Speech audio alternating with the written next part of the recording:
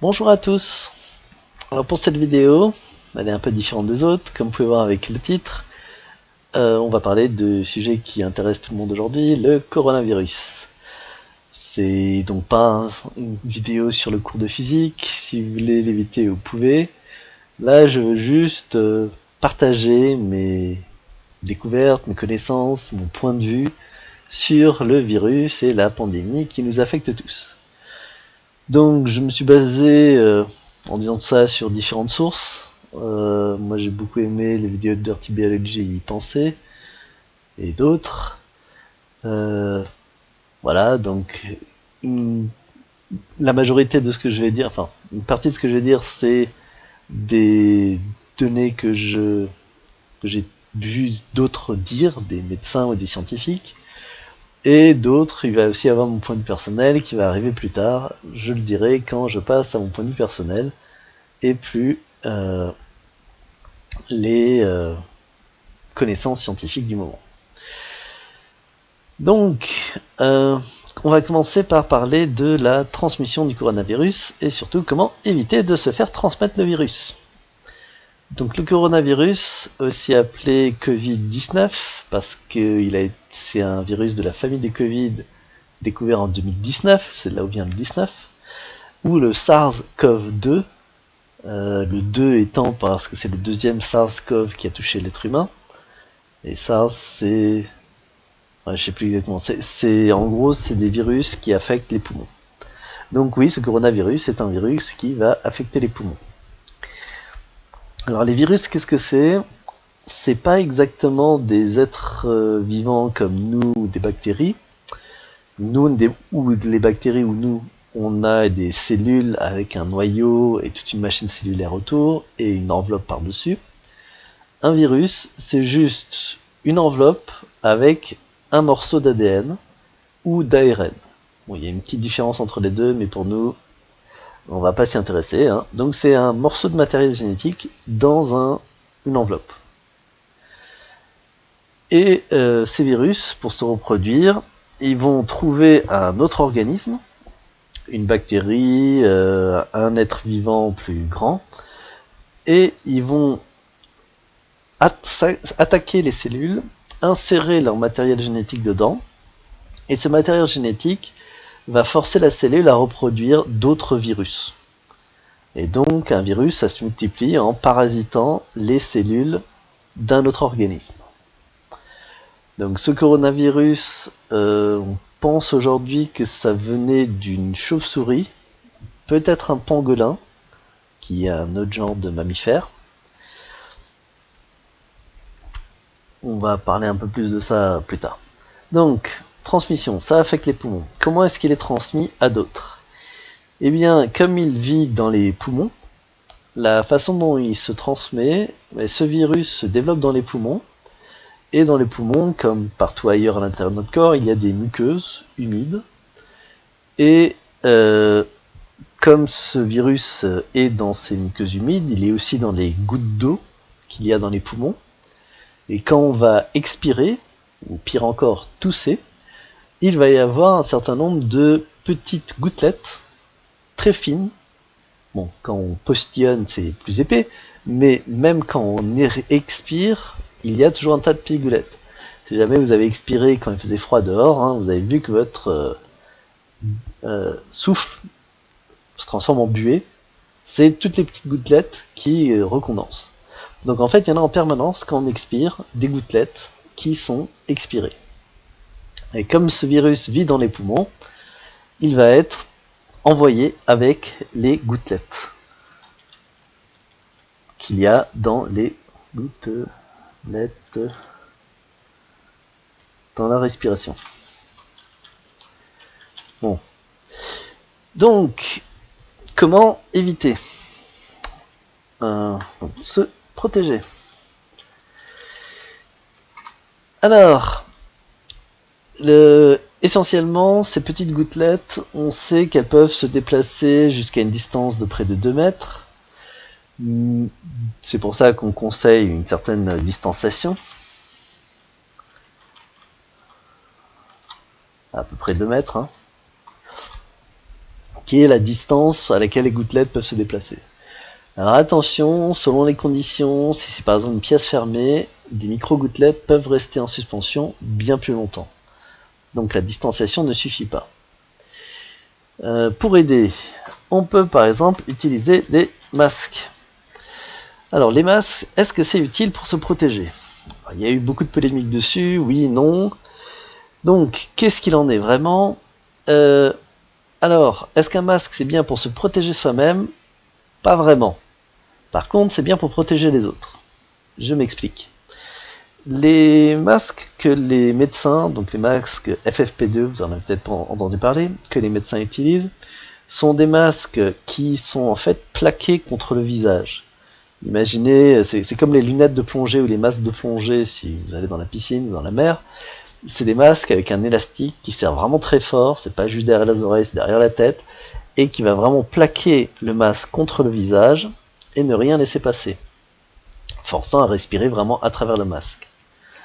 Pour tous les masques non FFP2, ceux que vous pouvez trouver maintenant dans les pharmacies ou les commerces, ce n'est pas des masques qui vont être plaqués comme ça sur le visage. Et donc quand vous allez respirer, vous n'allez pas forcément respirer à travers le tissu.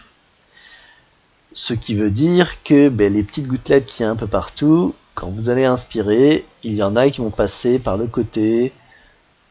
En particulier si c'est des hommes avec une barbe, ça va venir encore plus facilement. Mais il peut s'insérer par le côté. Donc, est-ce que les masques protègent efficacement contre le virus? Non. Mais, et il y a un grand mais important, les masques protègent les autres. C'est-à-dire quand vous expirez, quand vous envoyez vos gouttelettes à vous, eh bien vous les envoyez dans le masque en premier lieu. Et la plupart en fait vont rester sur le masque et éviter de se propager dans l'atmosphère autour.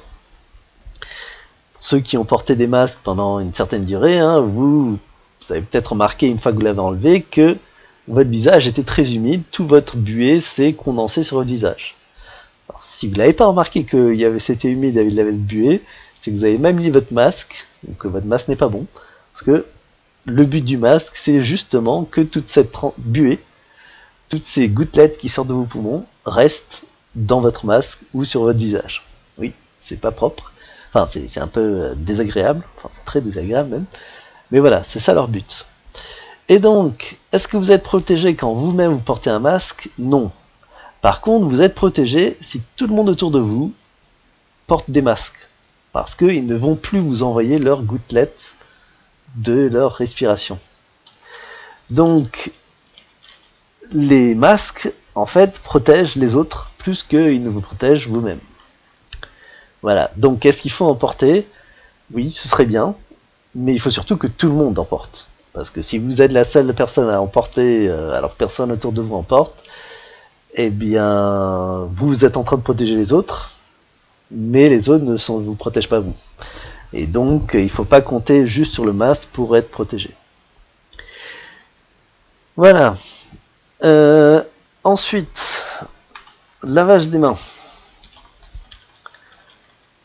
Donc, on en a parlé aussi, on vous dit qu'il faut vous laver les mains, c'est très important. Je vais expliquer pourquoi. Donc, les gouttelettes dans la respiration sont envoyées dans l'atmosphère. Ces gouttelettes vont se déposer sur toutes les surfaces qu'ils trouvent. Donc sur les poignées de porte, sur les boutons d'ascenseur, sur vos vêtements. Et donc, quand vous passez votre main dessus, ou vous appuyez sur la poignée, enfin vous tenez la poignée de la porte, vous appuyez sur le bouton, quoi qu'il en soit, une partie de ces gouttelettes va tomber sur vos mains. Et ensuite, si vos mains vont toucher votre visage, alors c'est pas exactement votre visage, c'est les muqueuses de votre visage. Les muqueuses, c'est en fait l'œil et la bouche et le nez. Donc si vous grattez dans le nez, vous touchez à la bouche ou les yeux, là vous pouvez transmettre le virus qui s'est déposé sur vos mains dans vos yeux, dans votre bouche. Et là où c'est encore plus dangereux, c'est que ce virus, ces gouttelettes, peuvent se déposer sur des habits, sur des poignées de porte, et ça peut tenir 1 jour, 2 jours. Je crois, 1 jour sur le métal, 2 ou 3 jours sur les habits. Donc c'est assez longtemps. Donc quelqu'un qui est passé le jour d'avant et qui a respiré sur la poignée de votre porte, si vous mettez la main dessus, vous pouvez avoir du virus qu'il a respiré sur cette poignée, sur votre main. Et si vous la mettez dans le visage, eh bien vous pouvez attraper le virus. Pour vous y prévenir, la bonne méthode, c'est se laver les mains. Donc, pourquoi se laver les mains? Ce virus est somme toute assez fragile. Du savon, en fait, va détruire le virus. Le savon va attaquer la paroi du virus et la casser et essentiellement détruire le virus. Et donc, à chaque fois que vous rentrez chez vous, il vaut mieux se laver les mains. Le visage aussi, si vous voulez être sûr. Et enlever la couche extérieure de vos habits. En fait, il faudrait même commencer par enlever la couche extérieure de vos habits, puis vous lavez les mains. Voilà. Parce que oui, un simple lavage au savon peut tuer le virus. Voilà. Et donc oui, si vous voulez la douche complète, hein, mais bon, faut... Ouais. Si vous avez envie. Mais bon, normalement, hein, la couche extérieure d'habits, les mains, le visage, et là vous êtes bon. Voilà, donc c'est pour ça qu'on vous dit de vous laver les mains. Bon, donc là j'ai un peu fini sur l'explication et comment s'en protéger. Maintenant on va commencer à parler d'autres détails et un peu plus de toutes les polémiques qui existent. Donc, le virus, d'où il vient? Quelle est son origine? On pense de plus en plus que ce virus vient initialement de chauves-souris ou peut-être des pangolins. Alors, pourquoi les chauves-souris, pourquoi les pangolins? Les deux sont des mammifères, donc parents proches, éloignés des humains. Enfin, on est dans la même catégorie, aussi des mammifères. Et bah, ouais, je vais être un peu plus général. Donc oui, la vidéo de Dirty Biology parle beaucoup de ce point de vue sur les origines. Donc dans les mammifères, chaque espèce animale a un certain nombre de virus qui vit avec elle. On a beaucoup de mammifères qui vivent sauvages, donc les chauves-souris, hein, les pangolins aussi. Et on estime qu'il y a, parmi tous les mammifères qui vivent sauvages, quelques milliers de virus qui existent avec ces espèces. Alors vous dites, hein, quelques milliers, ça fait beaucoup. Est-ce qu'ils sont vraiment tous dangereux pour nous? Alors c'est un peu plus compliqué que ça. Pour qu'ils soient dangereux pour les humains, il faut déjà qu'ils traversent la barrière des espèces. Ce n'est pas quelque chose d'anodin. Comme je dis, il y a des milliers de virus et on en entend parler de pas mal, mais pas non plus de milliers. Et donc, comment ça se fait que ça passe? Il faut que le virus arrive à muter, à s'adapter à une autre hôte, passer d'un animal à l'être humain. Donc ça, c'est le genre de choses qui s'est fait tout au long de l'histoire du monde, de l'humanité. Un des exemples, c'est la peste noire au XIIIe siècle qui a ravagé le monde, en particulier l'Europe, la Chine, l'Inde. Donc l'origine, c'était une genre de marmotte, je crois, qui venait de Chine. Il y avait eu une période de sécheresse en Chine, et les marmottes qui vivaient dans la montagne sont allées plus à l'intérieur des terres et ont rencontré des humains. Et là, la puce qui vivait sur les marmottes a été transmise aux rats domestiques en Chine, qui après ont été transmises aux Chinois et qui a ravagé la Chine, puis remonté par la route de la soie, donc de Chine en Inde, en Europe, et a fait énormément de ravages. Alors ici on a un scénario similaire, à quelques nuances près. Donc c'est pas une sécheresse qui a provoqué l'arrivée de la marmotte chez les humains, c'est en fait les populations locales, bon, dans le cas présent c'était la Chine, qui mangent des chauves-souris sauvages, et ces chauves-souris sauvages étaient porteurs de virus. Ouais, et comme j'ai dit, il y a quelques milliers de virus qui existent sur ces différents mammifères sauvages, et donc à chaque fois que quelqu'un mange un animal sauvage, il y a un risque de transmission du virus. Alors il faut savoir que, mine de rien, c'est quelque chose d'assez courant. Des maladies comme la varicelle, la variole et la rubéole, je crois, c'était des maladies bovines à la base, donc des vaches, qu'on a récupérées en fait des vaches. Et quand la maladie pour la première fois a été transmise aux humains, ça a fait des ravages immenses. Mais il y a eu des survivants qui ont après été résistants à ces maladies.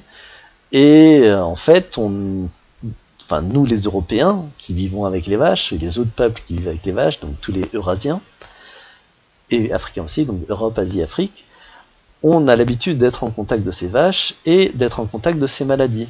Et donc on a tous acquis une certaine résistance.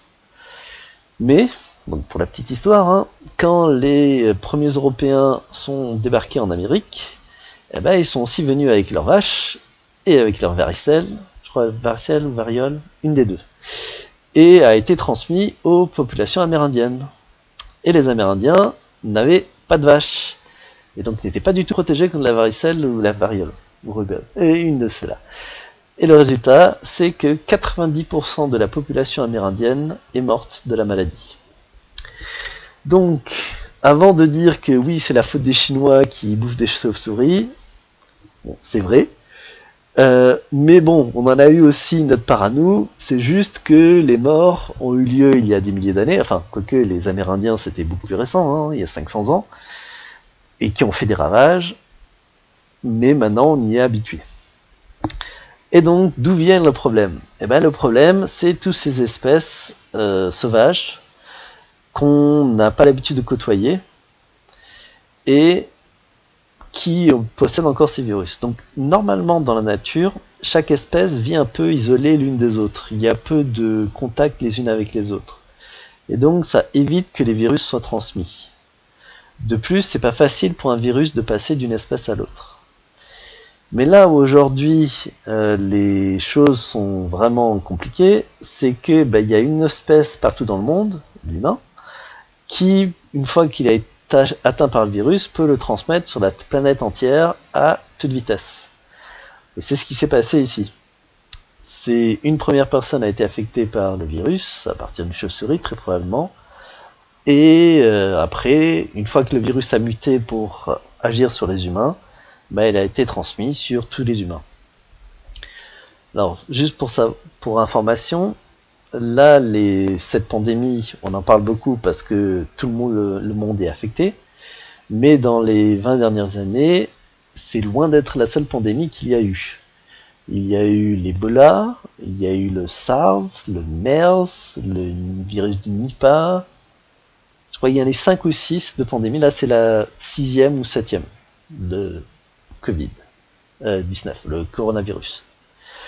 Donc, ouais, tout ça pour dire, est-ce que c'est la faute des Chinois? Ouais, dans ce cas présent, c'est un Chinois qui a bouffé la chauve-souris. Mais si je prends l'exemple du sida, le sida, c'est un virus qui existe chez les singes, et on soupçonne qu'il a commencé quelque part en Afrique, où quelqu'un d'Afrique a mangé un singe qui devait avoir le virus du sida et l'a attrapé comme ça et l'a transmis au monde entier à nouveau. Donc c'est la cause, c'est plus les humains, souvent pas riches, qui vont aller manger du gibier malade, vont aller en contact d'espèces que normalement l'humain ne rencontre pas trop, Quoique, il y a aussi le cas du Nipah, où en fait, c'était avec le développement de l'agriculture et de l'humanité, on détruit les forêts, qui sont les endroits où les chauves-souris vivent, et les chauves-souris s'adaptent et vont voir les humains, avec toutes les maladies qu'elles transportent. Voilà. Oui, dans le cas du Nipah, je crois que le virus a été transmis d'abord aux cochons, puis aux humains. Ça avait atteint surtout l'Indonésie et le Singapour. Enfin bon. Voilà. Donc ça, c'est les origines. Ah oui, et pour la question, oui, ce virus est bien d'origine naturelle, il n'est pas artificiel.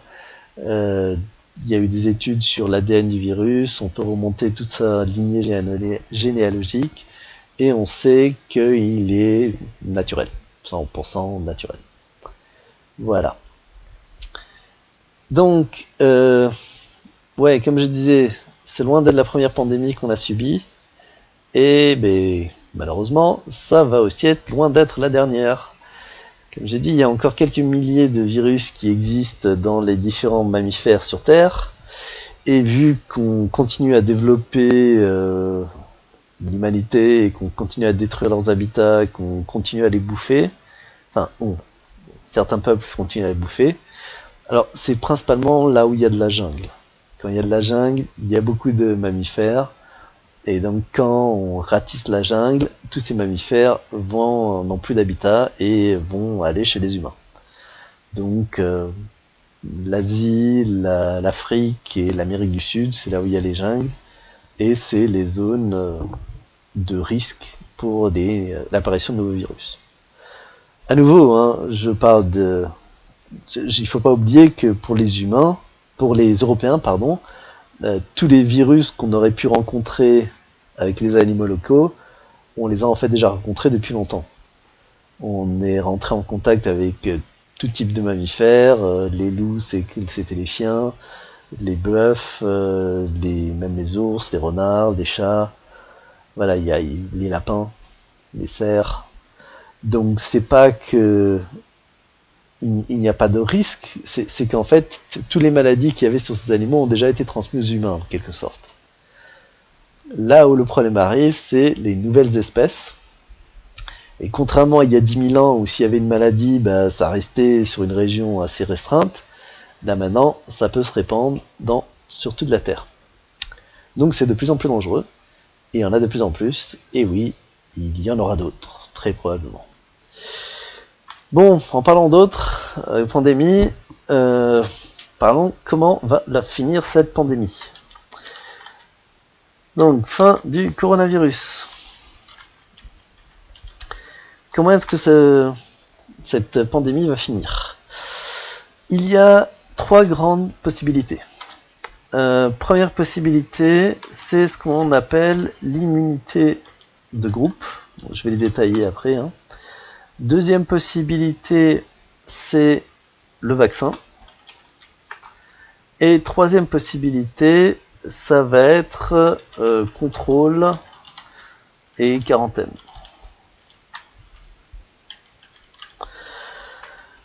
Bon, alors, avant de parler de ça, il faut comprendre un peu comment le virus se propage. On a propagation. Donc initialement, on a beaucoup comparé ce virus à des grippes. Alors oui, la grippe c'est aussi un virus, donc de toute façon c'est similaire. La grippe aussi se transmet par l'air, comme ce virus. Donc oui, il y a des similitudes. Mais pour comprendre pourquoi ce virus est bien plus dangereux que les grippes, eh bien, 2 points. Premièrement, il y a ce qu'on appelle le R0. Donc, qu'est-ce que c'est le R0? C'est la quantité de personnes que va contaminer, la grippe, je crois que c'est 2P, que va contaminer un patient atteint de la grippe. Et le 0, ça veut dire que c'est si tout le monde autour de nous peut potentiellement l'attraper. Ouais, c'est peut-être pas clair. Attendez, j'ai fini d'écrire. Donc, coronavirus a un R0 qui est à peu près 2 fois plus grand. Voilà. Donc R0, c'est on a une population qui où tout le monde peut potentiellement attraper la maladie, personne n'est immunisé, personne n'est protégé, et quelqu'un avec la grippe va contaminer un peu plus d'une personne.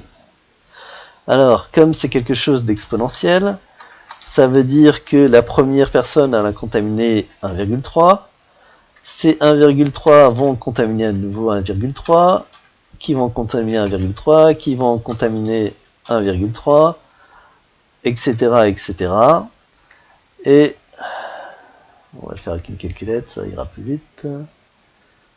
Voilà. Donc si je fais mon 1,3 fois 1,3 fois 1,3 fois 1,3, vous voyez que le résultat augmente et peut augmenter de plus en plus vite.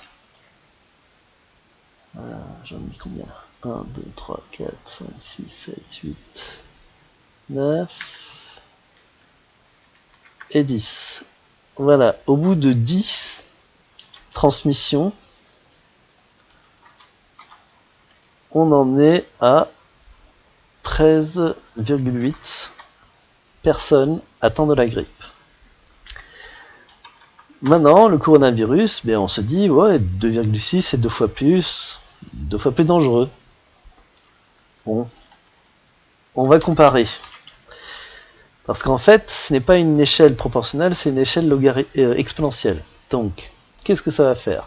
Donc, pareil, on va multiplier 2,6 10 fois et voir ce que ça nous donne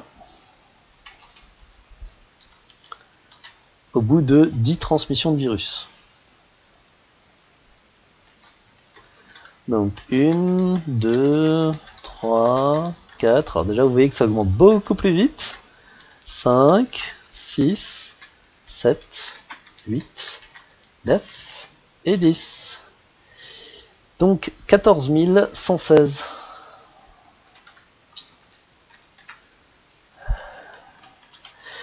Donc au bout de 10 transmissions de virus, au lieu d'avoir 14 personnes infectées comme pour la grippe, il y en a 14 000 avec le coronavirus. Au bout de 20 transmissions, c'est 1 million de fois plus avec le coronavirus. Donc ce 2 fois plus, en fait, est exponentiel et augmente de plus en plus. Donc vous pouvez voir que comparé à la grippe, au bout de 10 contaminations avec la grippe, et 14 personnes, avec le coronavirus, il y en a 14 000. C'est bien pire. Ce R0 qui a l'air juste rien du tout plus grand, a une conséquence énorme. Mais les choses ne s'arrêtent pas là. Parce que avec la grippe, il y a déjà de l'immunité.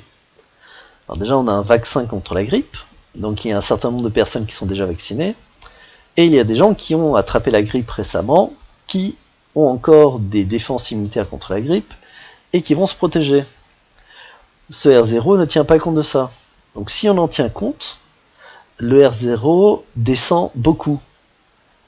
Aujourd'hui, dans le monde, il n'y a pas d'énormes épidémies de grippe, du moins en France, parce qu'il y a des gens vaccinés, parce qu'il y a des gens immunisés, et en fait, ils bloquent la propagation. Si c'est 1,3, c'est une personne qui a été immunisée, si c'est 1, c'est une personne immunisée, elle disparaît. Et ça diminue la propagation. Le coronavirus, c'est la première fois qu'il affecte l'être humain. Personne n'est immunisé, il n'y a pas de vaccin, toute personne est susceptible de l'attraper.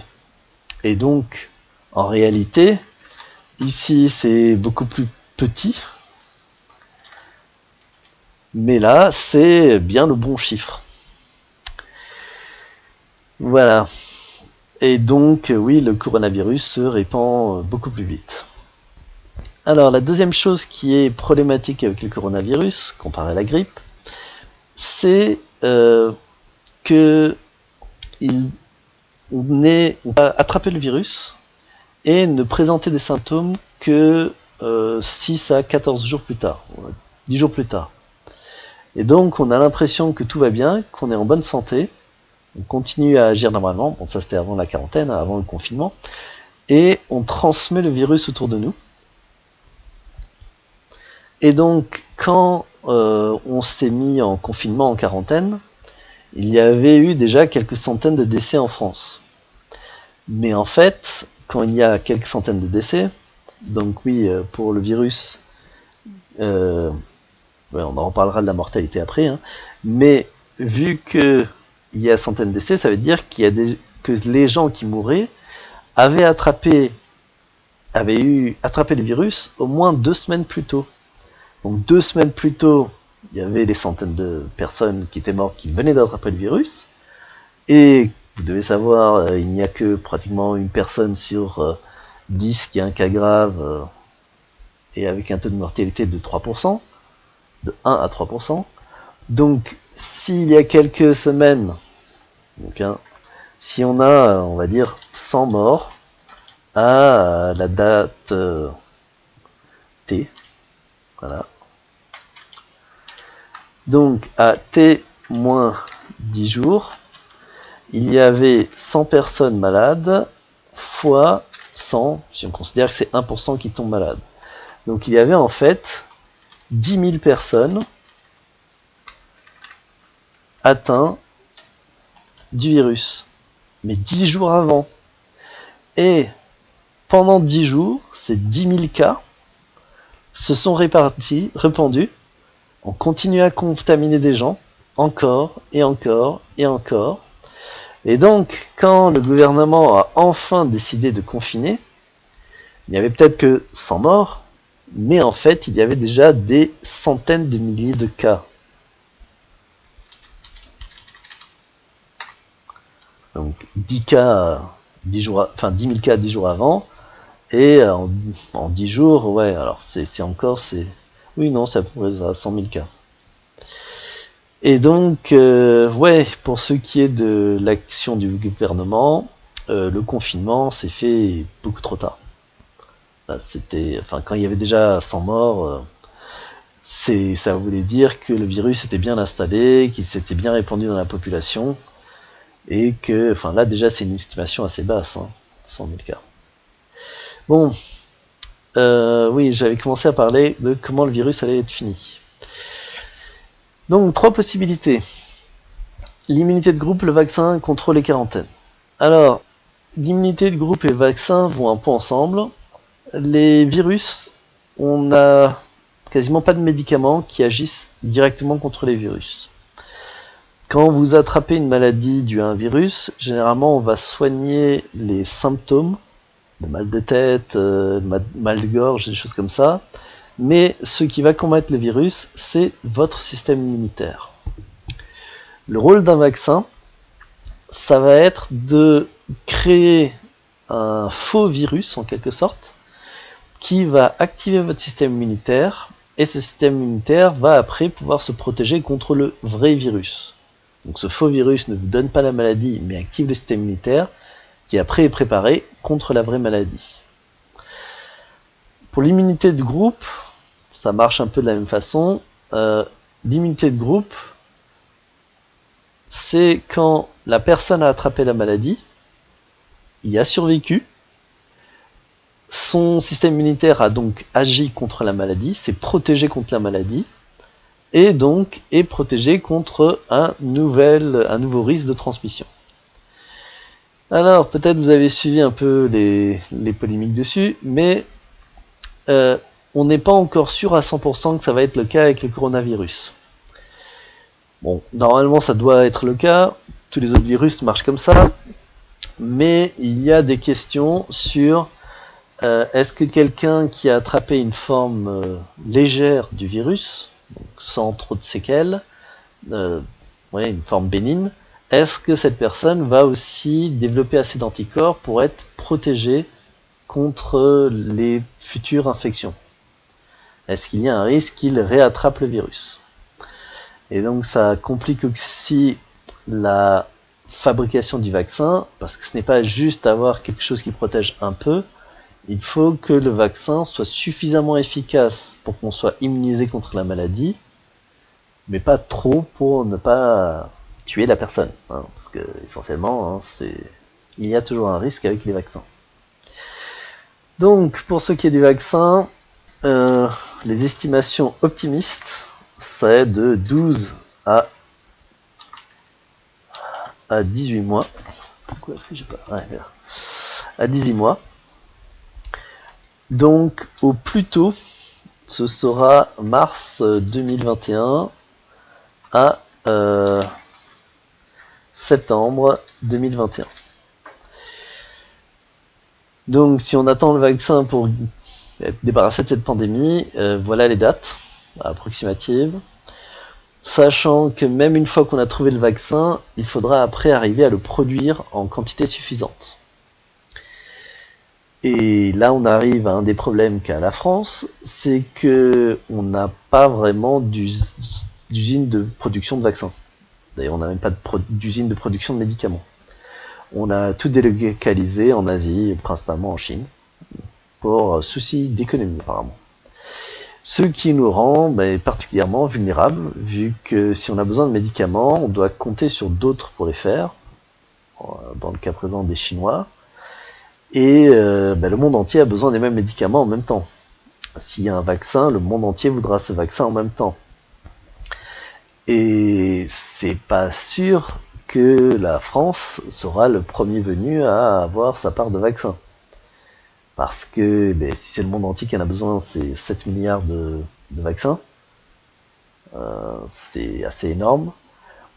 À qui est-ce qu'on donnera les premières doses de vaccins? Est-ce que ce sera au personnel soignant, aux médecins, aux chercheurs qui travaillent sur le vaccin, aux chefs d'État, aux riches, aux pauvres, aux pays riches, aux pays pauvres?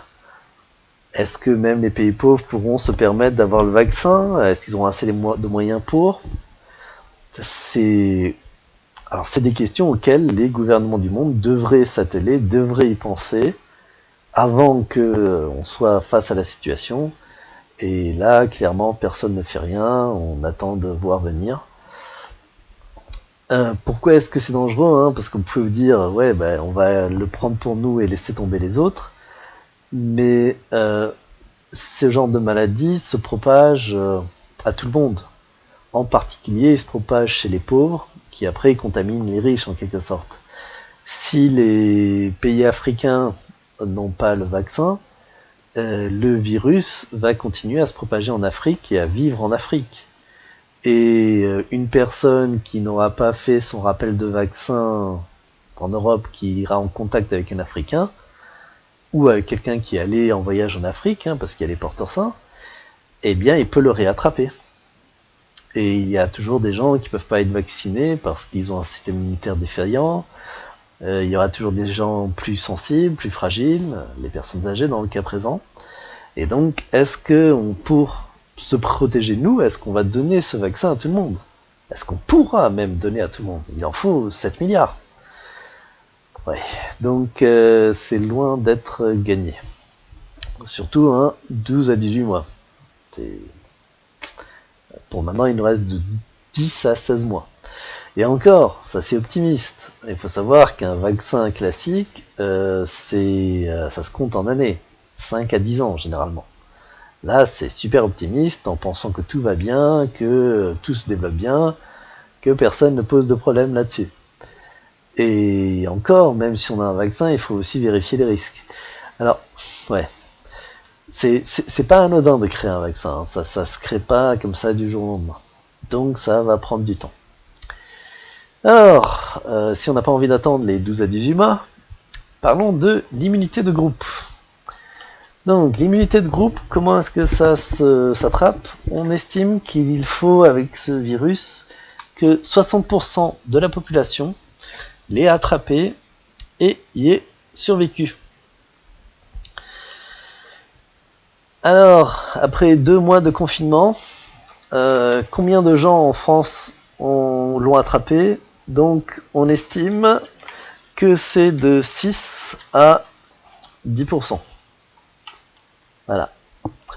6 à 10% des Français ont attrapé le virus. Pour arriver à l'immunité de groupe, il en faut 60%. Donc, si on veut se baser sur l'immunité de groupe pour se protéger du virus, eh bien, tout le tralala qu'on a fait depuis février, donc pendant ce mois de février, le virus est répandu en France, puis le confinement de 2 mois, il va falloir le faire 10 fois de suite. Donc 3 mois fois 10, 30 mois pour y arriver. Voilà, à peu près.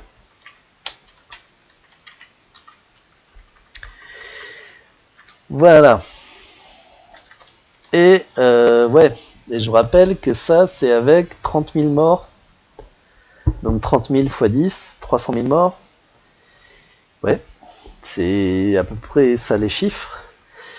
Et encore, ça c'est en supposant que les personnels soignants arrivent à tenir le coup. Parce que mine de rien, là ça fait 3 mois qu'ils sont, enfin 2 mois surtout qu'ils sont en plein régime, qu'ils travaillent à longueur de temps, enfin tout le temps. Enfin, j'ai ma sœur qui est médecin, elle me dit que oui, elle va travailler le samedi, le dimanche, elle revient à 9h du soir. Et ouais, voilà. Non, il faut être clair, à la vitesse à laquelle on va, les médecins, enfin, ils tiendront pas 33. Voilà.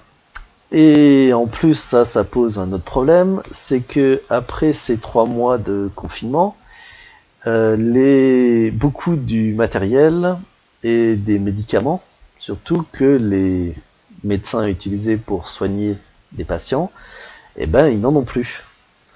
Et je reviens à ce que je racontais avant, en France, on ne produit pas de médicaments ou de vaccins. On n'a pas d'industrie chimique de production de médicaments.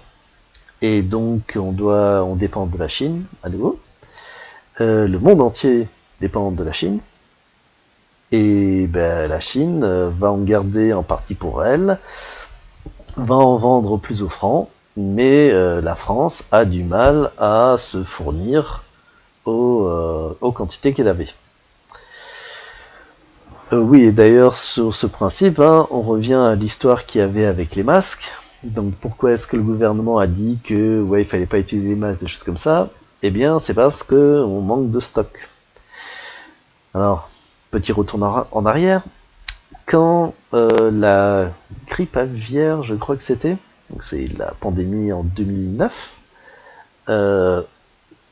qui était aussi partie d'Asie, je sais même plus de quel pays d'Asie maintenant, se répandait, et la France, en vue de cette pandémie, a commencé à se préparer à la pandémie. Et donc en 2009, la France avait acheté des milliards de masques, avait acheté tous les vaccins, parce qu'il y a même des vaccins contre cette grippe en question, pour vacciner la population entière, et avait dépensé beaucoup d'argent pour se protéger. Et la pandémie n'est jamais arrivée jusqu'en France. Et face à la situation où la France a surréagi dans ce cas-là, la ministre de la Santé à l'époque avait été fortement critiquée, le gouvernement a été fortement critiqué de cette dépense, et ben, depuis, la France a arrêté de se protéger, de se préparer contre les risques de pandémie. Donc voilà la raison historique de pourquoi on était aussi mal préparé. Bon, clairement, ce virus était différent de la grippe d'avant. C'était un nouveau type de virus, inconnu, donc ça se propage beaucoup mieux que les grippes. Ouais. S'ils avaient écouté, si les gouvernements du monde entier d'ailleurs avaient écouté l'OMS, les scientifiques qui avaient étudié la question, ils auraient pu se préparer beaucoup mieux. Alors en fait, non, ils auraient même pas pu se préparer beaucoup mieux, parce que, à nouveau, les seuls endroits où on produit des médicaments, des ventilateurs pour pouvoir respirer en cas de Covid, ou des masques FFP2, eh bien c'est la Chine. Et la Chine était le premier touché, il avait arrêté toute production. Et la production qu'il y avait, il a gardé pour lui. Et donc en fait, une des causes, c'est qu'on n'a aucune industrie de production de matériel médical en France, ou en Europe même. Ça aurait aidé que ce soit en Europe. Tout est en Asie parce que c'est moins cher, et pour faire des économies, eh bien, on prend des risques. Et ouais. Et bon, clairement, avec ce qui se passe maintenant, hein, le coût sur l'économie est infiniment pire que ce que ça aurait pu être que d'avoir une... Ça aurait coûté beaucoup moins cher d'avoir une industrie productrice de médicaments directement en France, ou de masques et de ventilateurs, enfin de tout matériel médical d'ailleurs. Bon, troisième possibilité, contrôle les quarantaines. Donc qu'est-ce que j'entends par là? Eh bien, c'est essentiellement ce qu'a fait la Corée du Sud, l'Allemagne s'en débrouillait pas trop mal, Singapour.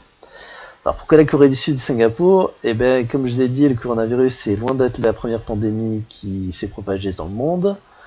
Et ben, la Corée du Sud et Singapour se sont pris... Alors, je crois que la Corée du Sud, c'était le SARS-1, là c'est le deuxième. Le coronavirus, c'est le deuxième. Et le Singapour, c'était le virus du Nipah, je crois. Enfin, c'était récemment. Dans les 15 dernières années, Corée du Sud et Singapour se sont pris deux pandémies dans la figure. Et donc, eux, dès qu'on les a entendus parler de pandémie, ils se sont préparés. Taïwan aussi s'est bien préparé. Alors, qu'est-ce que j'entends par bien préparé? Des tests. Des tests, il faut tester tout le monde.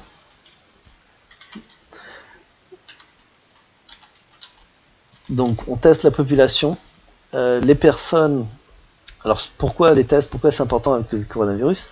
C'est toujours l'histoire des porteurs sains ou porteurs asymptomatiques. On ne peut pas savoir si quelqu'un a eu le coronavirus ou pas, ou l'a eu ou pas, rien qu'en regardant les symptômes extérieurs. Il peut y avoir des porteurs sains, il faut des tests de tout le monde pour pouvoir les trouver. Et c'est ce que la Corée du Sud, Singapour, Taïwan ont fait. Ils ont testé massivement leur population. Et quand ils ont trouvé des personnes atteintes du virus, ils les ont mis en quarantaine ou confinés chez eux généralement. Et après, comme ce virus, ils ont pu être porteurs sains pendant un certain nombre de jours avant, il a fallu remonter pour savoir tout le trajet qu'a fait cette personne et toutes les personnes potentiellement à qui elle aurait pu transmettre le virus.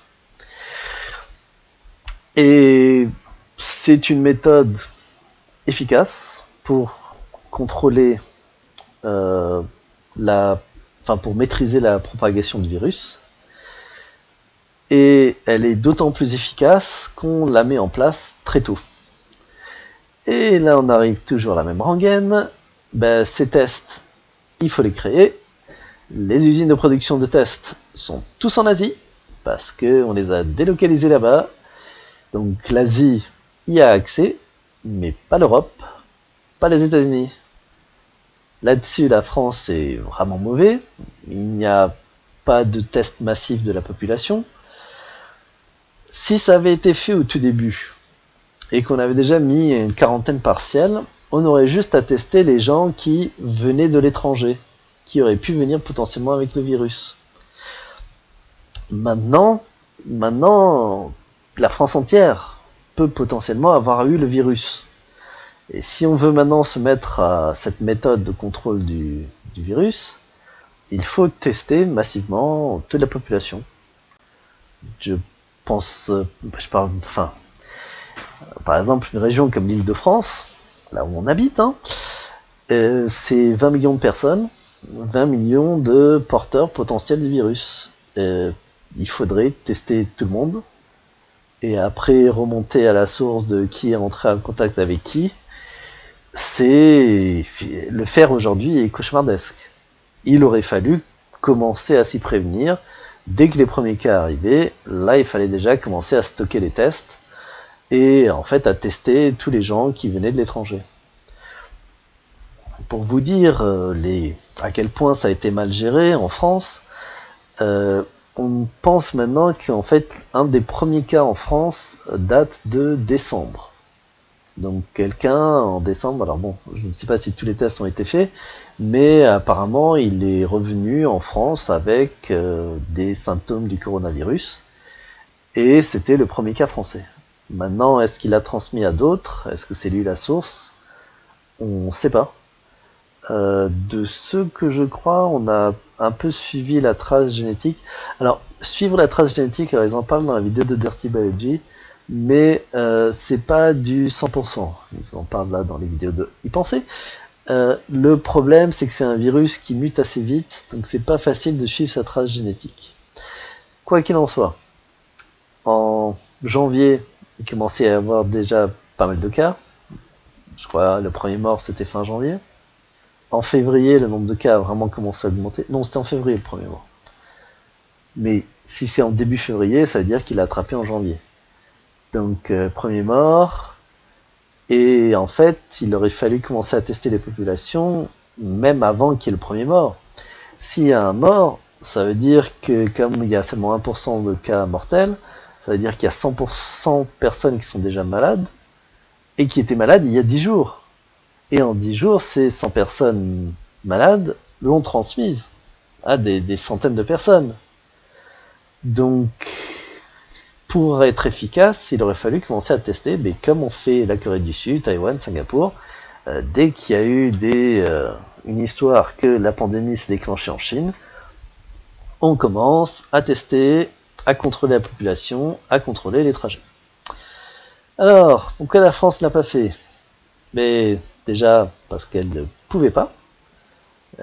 Toutes les productions se faisaient en Asie et les Asiatiques ont gardé pour eux les tests. Ils en avaient besoin, ils étaient en pleine pandémie. Et donc voilà. Donc, qu'est-ce qu'il faudrait faire aujourd'hui? Eh bien, il faut des tests. Si ces tests sont produits à l'étranger, ça pose un problème. Donc, idéalement, il faudrait construire une usine de production de tests, et d'ailleurs de tout matériel médical, parce que tenir des immunités de groupe, on va en avoir besoin aussi. Donc, il faudrait la construire, de préférence en France, ou s'il y en a une qui est construite quelque part en Europe, ce serait bien, pour pouvoir créer des tests, créer les médicaments dont on a besoin pour soigner les malades, créer les vaccins. Et donc, et ça, ce genre d'usine, c'est pas quelque chose de trivial. C'est pas quelqu'un dans son garage de laboratoire de fortune qui crée ses médicaments. C'est vraiment des machines spécialisées, des cultures spécialisées. Enfin, c'est pas quelque chose d'anodin. Pour arriver à créer cette industrie, ça prend des mois, voire des années à la mettre en place. Donc, la raison pour laquelle ça me choque, c'est que même face à la situation actuelle, il n'y a aucune discussion, du moins je n'en ai entendu d'aucune, de est-ce qu'on va se mettre à produire des médicaments, des vaccins, quoi que ce soit, en France, pour qu'on y ait accès en priorité. Non, on va encore dépendre des Chinois, des Asiatiques, pour tout nous produire. Voilà.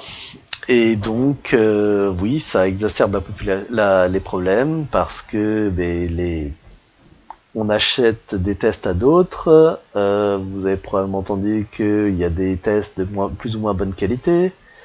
Il y avait des histoires, par exemple, avec les ventilateurs pour aider les patients malades. La France en a acheté 10 000, mais il n'y en a que 1500 qui sont de bonne qualité. Les 8500 autres ne servent essentiellement à rien. Ils sont de mauvaise qualité. Les médecins disent que eux, ils n'auraient jamais acheté tous ces ventilateurs de mauvaise qualité. Le gouvernement français, dans sa panique, s'est fait avoir. Voilà. Et il y avait des histoires, je crois que c'était le gouvernement britannique qui lui s'est fait avoir en achetant des tests de mauvaise qualité. Et voilà, si on n'a pas la production sur place, si on n'a pas de contrôle qualité sur place, on achète tout et n'importe quoi. Et voilà. Donc, qu'est-ce qui va se passer maintenant? Honnêtement, je ne sais pas quoi vous dire. Pour cette pandémie actuelle, il y aura probablement un relâchement de la quarantaine, du confinement. Le virus va à nouveau se repropager. Il est encore en train de circuler en France, il y a je ne sais pas combien de cas. Les endroits où ils circulent le plus, c'est, comme toujours avec ces virus, chez les populations pauvres, qui vivent les uns sur les autres, qui ne peuvent pas respecter le confinement.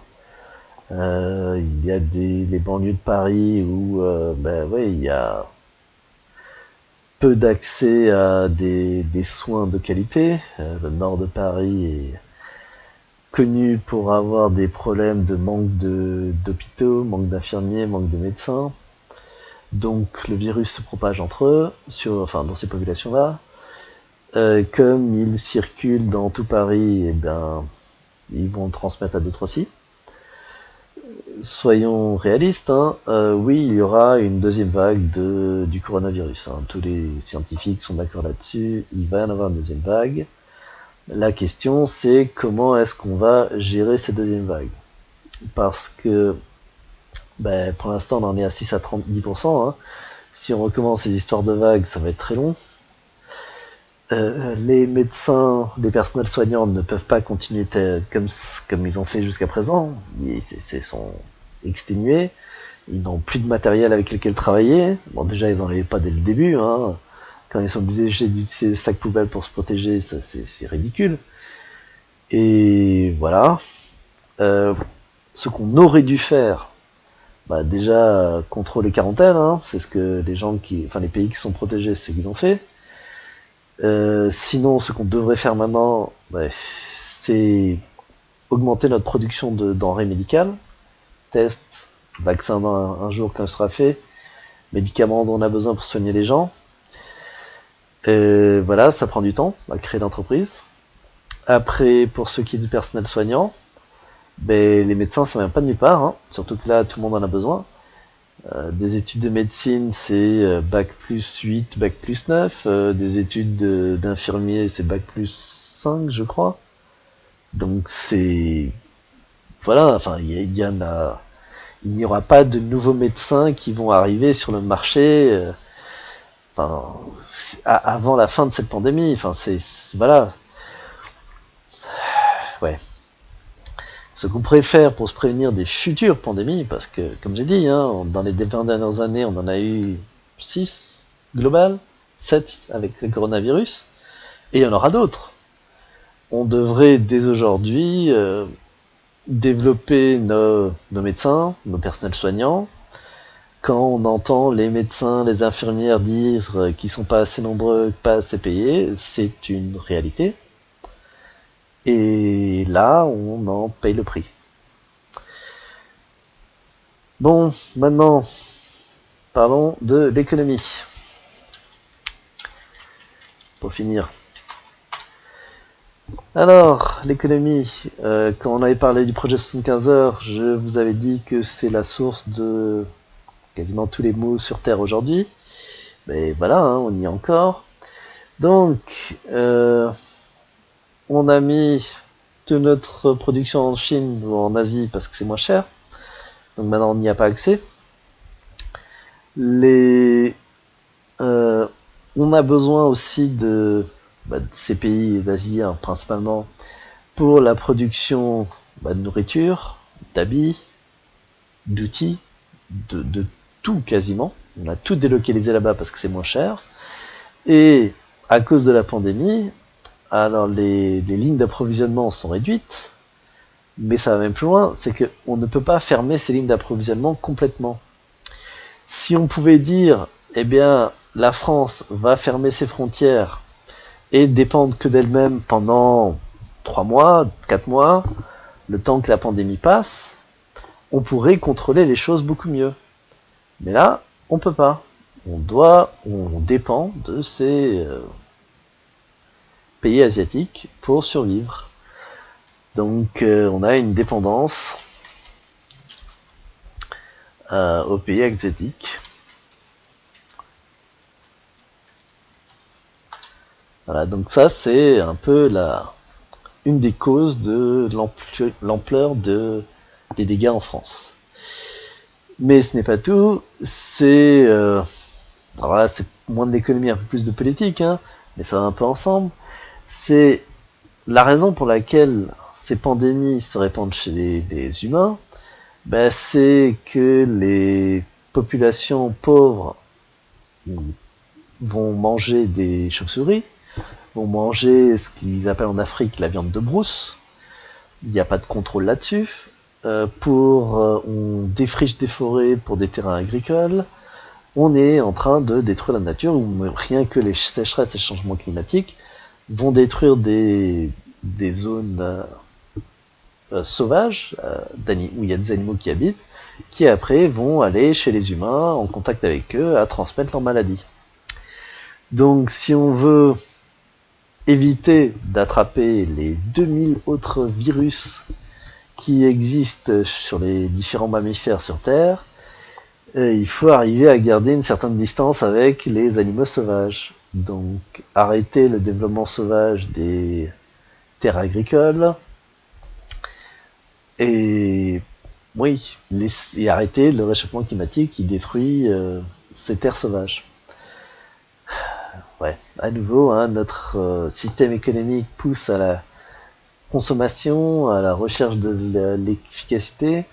Plutôt que d'avoir des terres agricoles en France, on va les installer en Asie, qui va raser des jungles entières pour faire de l'huile de palme, qui en plus n'est pas très bon pour la santé, mais voilà, et qui détruit les sols.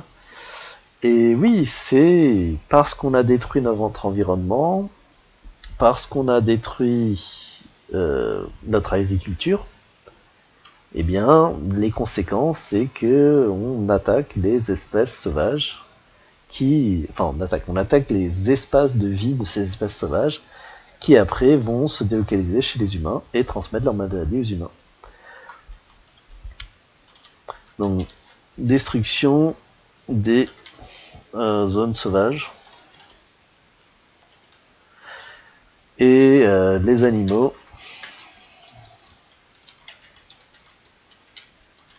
rentrent en contact avec l'homme.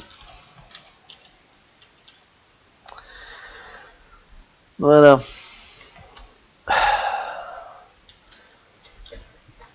Ouais, je devrais mettre économie et politique, vu qu'il y a un peu un mélange des deux. Bon, donc ça c'est comment éviter les futures pandémies. Oui, après, en plus de ça, on a détruit tout notre... pas détruit. On a très peu de médecins. On a peu de médecins, on a peu d'infirmières, on a peu de personnel soignant. Bon, je suis prof de physique, vous avez dû m'entendre dire bien souvent que le niveau des sciences en France est en chute libre. Oui, c'est une réalité. Des médecins à qui j'ai parlé, ils me disent que les matières du lycée qui étaient les plus importantes pour faire des études de médecine après, c'était physique et maths, physique, chimie et maths, plus que la biologie en fait. Parce que on a besoin de physique-chimie pour comprendre les mécanismes biologiques, pour comprendre les machines. On a besoin de maths pour calculer les proportions, les quantités de médicaments. Et voilà, sans ça, les statistiques aussi. Et s'il y a une mauvaise apprentissage des physiques, chimie, des maths, même la biologie, les médecins ont plus de mal à être formés, de plus en plus de jeunes, comme malheureusement beaucoup d'entre vous, sont réfractaires, on va dire, aux sciences, et c'est quelque chose qui est assez généralisé. Et de décennie en décennie, il y a de moins en moins de gens qui se destinent à des études scientifiques, de moins en moins de gens qui vont faire médecins, chercheurs, immunologues, biologistes pour aller explorer les mondes sauvages et détecter en amont les virus. Et donc la qualité de notre éducation impacte directement sur la qualité des médecins. Ou ça va aussi dans l'autre sens. C'est parce que les médecins sont mal payés, les infirmières sont mal payées, qui a envie de faire ce métier maintenant? Si c'est tellement mal payé et tellement exténuant, mais ça n'incite pas les jeunes à se diriger vers ces voies-là. Et donc, ils n'y vont pas. Ils vont faire autre chose. Et donc, ça va un peu ensemble. Donc, je sais pas comment l'expliquer. Problème d'éducation. Médecin mal payé. Plus personnel soignant.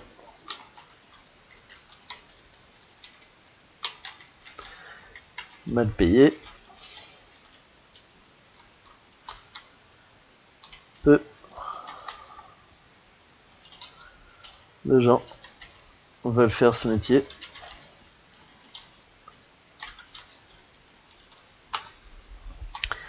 Et problème sur les études scientifiques. Et ouais. Parce que ça rapporte beaucoup plus d'argent de faire des études d'économie ou de droit, mais quand il s'agit de régler les problèmes, eh ben, il faut des scientifiques. Et oui, mais les sciences, c'est compliqué à apprendre et ça demande du temps. Voilà. Bon, maintenant un peu de politique. Donc, pourquoi est-ce que la France a tout mal géré? Dépendance pro-asiatique, mais aussi des problèmes de politique. Donc, le système économique sur lequel on vit, c'est ce qu'on appelle le libéralisme économique. Et comme je vous l'ai dit dans la présentation du projet 75 heures, il se base sur essentiellement des mensonges. Le mensonge est que si on laisse les industries faire, tout va s'équilibrer pour être le meilleur du monde possible. Et donc, il faut que les États interviennent le moins possible dans le monde économique. Parce que le monde économique marche parfaitement bien tout seul. Évidemment, c'est n'importe quoi. C'est basé sur des mensonges, comme je vous avais expliqué, le prix Nobel d'économie qu'on avait donné en 76 au type qui a dit que les gens ne travaillent que pour leur confort personnel. C'est sa recherche qui a amené à dire que, ah oui, enfin, une de ses recherches, enfin, c'est des recherches du même niveau, qui a permis à dire que, ah oui, mais si on laisse faire l'économie tout seul, tout ira bien. Non, c'est n'importe quoi. Donc on a l'exemple ici, l'économie après surtout 2009, où la France s'était préparée trop pour la pandémie qui n'est jamais venue. Eh bien, la théorie économique, c'est que on n'a pas besoin de se préparer. Tant qu'il y a les lignes d'approvisionnement, si on a besoin de médicaments ou de produits en toute vitesse, on pourra de toute façon les commander et les produire au moment où on en a besoin. Donc, pas besoin de stock. Évidemment, c'est du grand n'importe quoi. Comme on le voit aujourd'hui, en cas de pandémie, le monde entier en a besoin en même temps. Et si t'as pas de stock, ou si t'es pas capable d'en produire, t'en auras pas. Voilà. Et même si, je veux dire, là j'ai l'air de critiquer les Asiatiques, mais ils font aussi du mieux qu'ils peuvent. Il faut être conscient que leurs usines doivent toujours créer les médicaments qu'on a besoin autres que ceux pour le coronavirus, mais en plus produire les médicaments qu'on a besoin pour le coronavirus. Et le monde entier en a besoin en même temps. En Chine, les industriels ont construit le moins d'entreprises possible, justement dans ce souci d'efficacité économique. Et donc, ils sont aussi débordés. Alors d'un certain côté, ils se font des affaires parce qu'ils peuvent vendre au plus offrant. Mais voilà, même si... Enfin non, mais ils vendent d'ailleurs tout ce qu'ils produisent. Ou pratiquement, sauf ce qu'ils consomment. Il n'y a pas de production suffisante sur Terre pour subvenir aux besoins du monde entier. Et donc, ce qu'il faut, plus qu'un problème de dépendance, c'est que pour des choses comme la santé et la nourriture, on doit être en temps normal dans une situation de surplus. Il faut un surplus de production pour alimentaire, médecine, en temps normal. Si on n'a pas ce surplus en temps normal, quand on est en cas de crise, on ne peut pas augmenter la production. On ne peut pas répondre à la crise, répondre aux besoins. Et donc, on doit avoir un surplus. Alors, cette histoire de surplus, elle n'est pas nouvelle. J'ai dû vous dire qu'après la Seconde Guerre mondiale, la France et d'autres pays ont mis en place des politiques pour subventionner l'agriculture, pour justement créer en France un surplus alimentaire, pour qu'en cas de guerre ou de crise, la France puisse au moins se nourrir elle-même. Bon, ça a beaucoup d'autres problèmes, je ne vais pas repartir dans la polémique là-dessus, mais on devrait faire la même chose avec les médecines. Alors, on devrait le faire. Je dis ça, mais je sais pertinemment que même si on met ça en place, vu notre système économique et politique, ça va être abusé en 2-3 mouvements. Bon, mais au moins sur la théorie, c'est ça. Bon, je vais dire un dernier point là-dessus, et en finir, parce que je sais pas depuis combien de temps cette vidéo dure, mais ça doit être super long maintenant. Donc c'est un peu sur la crise économique. Donc on vous dit, il faut éviter la crise, l'économie s'écroule, gna gna gna. Alors, comme je vous l'ai dit pour le projet 75 heures, notre système économique est un système qui ne peut qu'échouer. Il est basé sur une croissance perpétuelle, la Terre n'est pas infinie, tôt ou tard, il va échouer. Et ben, c'est plus tôt que tard. En cas de confinement, il n'y a plus de croissance, et donc le système s'écroule en entier, et donc notre économie s'écroule. Il faut savoir que la crise qu'on a en ce moment est pire que celle qu'il y avait en 2008 avec la crise des subprimes. Et à cette époque, en 2008, on disait que c'est la crise la pire qui soit. S'il y a une deuxième crise de la même ampleur, le monde n'arrivera pas à s'en ressortir. 12 ans plus tard, on a une crise encore pire, et c'est loin d'être sûr que le monde arrive à s'en sortir. Alors, c'est non seulement un problème économique, mais aussi humain, parce que on se rend compte des conséquences des choix de nos politiciens. Cette délocalisation, cette destruction des salaires des médecins, personnels soignants, destruction des hôpitaux même. Il y avait eu un cas, je crois que c'était un hôpital à Nancy qui était en train de fermer, juste quand la pandémie s'est déclenchée. Et alors même qu'il y avait la pandémie, les autorités locales avaient l'intention de continuer à fermer l'hôpital. Et c'est seulement devant la crise que le gouvernement a décidé de ne plus fermer l'hôpital. Ouais, on va le garder ouvert, au moins le temps de la crise. Et même pas une discussion, une réflexion sur le fait que c'est aberrant de fermer des hôpitaux. On voit qu'en cas de crise, on en a besoin. On a besoin de beaucoup plus que ce qu'on a. Et aussi plus de médecins, plus de personnel soignant. Mais toujours la même histoire, on va les payer de moins en moins, parce que on est, je sais pas, stupide. Oui, alors je dis stupide, je rappelle que parmi les mensonges qu'on circule dans notre système économique, il y a aussi le fait qu'on peut payer les gens de moins en moins, ça n'a aucune importance. Bon, je vais pas retourner sur la théorie derrière, mais c'est aberrant parce que vu qu'on est dans une économie monétaire, si on veut vendre quelque chose, il faut que les gens aient de l'argent pour pouvoir l'acheter. Et là, les gens si on les paye moins, ils ont moins d'argent pour acheter les choses qu'on essaie de leur vendre. Donc les industriels n'arrivent plus à trouver des acheteurs. Mais bon, ça c'est une discussion pour un autre moment. Donc pour notre économie, pourquoi est-ce que c'est une crise bien pire ? Eh bien, on se retrouve entre autres avec énormément de chômage. Des emplois, par exemple tous ceux qui travaillent dans le monde du spectacle, il n'y a plus de spectacle. Et même avec le déconfinement, il va pas y avoir de spectacle. Rassemblement de trop de gens en même temps. Trop de risques. Et tous les gens qui travaillaient dans le monde du spectacle, et tous les à côté, les costumiers, ceux qui font la mise en scène, j'ai dit le nom, mais bon, tous ceux-là n'ont pas de revenus, sont au chômage. Après, il y a les restaurateurs au chômage. Tout un tas de gens qui sont au chômage. On est explosé, je crois qu'on a 10 millions de chômeurs en plus, quelque chose comme ça. Enfin, c'est énorme. Et le problème, c'est qu'ils ne retrouveront un métier que quand la pandémie s'arrête. Au plus optimiste, 1 an. Et oui, 1 an.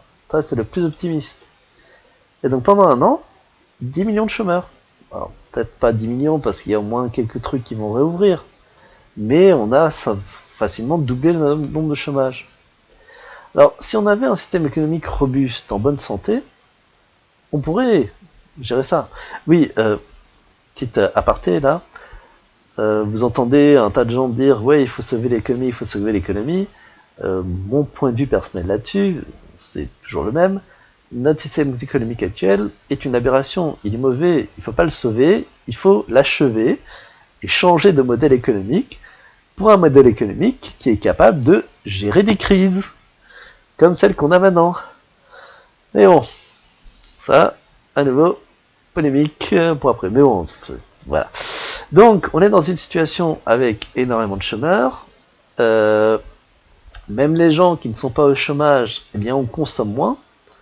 Je veux dire, on est confiné, on ne peut pas sortir, on ne voyage pas, on va faire pas de tourisme, on dépense moins d'argent. Certaines denrées ont des prix qui ont augmenté, qui ont flambé. Et voilà, et avec une incertitude sur les emplois, on ne sait pas comment les choses vont continuer. Et donc, cette crise économique, elle va être sévère. Et contrairement à certains économistes qui essayent de se rassurer en disant « Ah oui, l'économie va repartir », non, non, elle va pas repartir. On a toujours 10 millions de chômeurs qui ne vont pas consommer, qui n'ont pas d'argent pour acheter quoi que ce soit. Les revenus du monde entier ont été sabrés. Il n'y a pas de tourisme. La France gagne beaucoup d'argent avec le tourisme. Il n'y a plus de tourisme. Et donc, ouais, les choses vont mal. Alors, quand j'en parlais avec le projet 75 heures, je disais, on ne sait pas quand la prochaine crise économique va venir, qu'est-ce qui va la déclencher. Je parlais du Brexit potentiel. Bon, j'aurais dû parler aussi des pandémies, mais je ne savais pas ce qui allait arriver à l'époque. Et voilà, donc cette pandémie va créer une crise économique. Et c'est pas clair si l'économie mondiale s'en sort. Donc, qu'est-ce que je dis? C'est pas clair si elle s'en sort, parce que même maintenant, on a déjà des cas de révolte dans différents pays, de presque guerre civile. Je crois que c'est au Liban, au Venezuela, et d'autres pays vont être affectés. Où c'est des gens qui n'ont plus de... Enfin, qui n'ont pas de quoi vivre. Par exemple, les pays producteurs de pétrole, qui vivent de la production de pétrole, mais là, le pétrole ne vaut plus rien. Plus personne n'en consomme. Au contraire, on essaie de se débarrasser, de stocker le maximum de pétrole. Mais ces pays producteurs, eh bien, ils ont plus de revenus. En même temps, la nourriture devient plus chère, vu qu'il y a moins de production. Oui, ils sont dans une très mauvaise situation financière. Qu'est-ce qu'ils vont faire? C'est pas clair. Et si ces produits pétroliers, leur économie, leur pays s'écroule, ben, ils vont plus produire de pétrole. Et quand on en aura besoin pour notre industrie qui maintenant dépend entièrement du pétrole, à nouveau une aberration, mais voilà, est-ce qu'on pourra y repartir? C'est pas clair. Donc voilà. Donc sur cette note super joyeuse, je vais arrêter cette vidéo qui a duré bien trop longtemps. Ouais, alors si vous avez suivi jusqu'ici, j'espère que ça ne va pas trop déprimer. Quoi qu'il en soit, dans le futur proche, voilà, protégez-vous contre le coronavirus, prenez soin de vous, prenez soin de votre famille. Comprenez bien que quand vous protégez vous-même, vous protégez aussi les autres autour de vous. Enfin, surtout les autres autour de vous. Et voilà, on se retrouvera pour une prochaine vidéo de physique cette fois-ci. La prochaine. Allez, au revoir.